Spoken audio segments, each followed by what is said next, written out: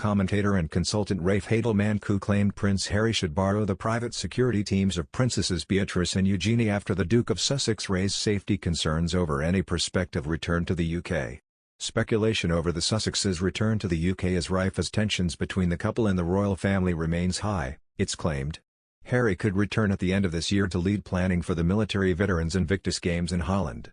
There have also been reports suggesting Harry and Meghan could christen their baby daughter Lilibet in the UK. In July, a source told the Daily Mail, Harry told several people that they wanted to have Lili christened in Windsor, just like her brother. They are happy to wait until circumstances allow.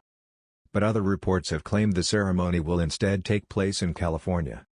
When the Sussexes do eventually return to the UK, Russell Myers, the Daily Mirror's royal editor, has predicted they won't receive a warm welcome.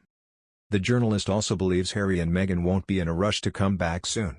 Certainly the Oprah Winfrey interview seems to be fresh in the memory for a lot of people, so whether they would be welcomed back with open arms to sit around the Christmas table, I wouldn't bet on that at the moment. The royals are certainly at the moment trying to put their attention towards getting back to work over the next week or so, and we are going to see a lot of activity as all the children are back. Mr. Myers also thinks Harry and Meghan won't help ease tensions in the royal family if they continue to speak negatively about their life in the firm. He warned that Harry and Meghan need to decide what sort of relationship they want with the rest of the family to ensure more fallout don't ensue. Their attendance at key events such as Trooping of the Colour and the Queen's Platinum Jubilee in June could be at stake, he claimed. Mr. Myers claimed, it's about time they got on with their own life, not necessarily worrying about other things going on. I think the business of the monarchy has to be treated very differently, and the business of their life and what they want is up to them. Meanwhile, Rafe Heydel-Mankoo appeared on GB News and discussed how Prince Harry is taking legal action against the Home Office after his request to pay for UK police protection was denied. Prince Harry's representatives have revealed he is concerned over the safety of his family in the UK and wishes to have police-level intelligence protecting him should he return for events, such as the Platinum Jubilee. Mr. Heydel-Mankoo dismissed the suggestion, arguing Prince Harry would still likely be alerted to security threats from national security agencies and said he could even ask Princess Eugenie and Beatrice if he could use their private security temporarily. Addressing concerns that the paparazzi may threaten Prince Harry's safety if he returns to the UK, Mr. Heydel-Mankoo did not believe they posed a huge threat to the prince and said he would still be given protection when at royal events. He told GB News, "We live in a free country, the paparazzi are a real nuisance, they're annoying, that can be a nightmare. But we live in a country with a free press and quite frankly, you know, being mobbed by paparazzi at Kew Gardens or at Kensington isn't really sufficient grounds to say that your life is in danger, that's a gross exaggeration."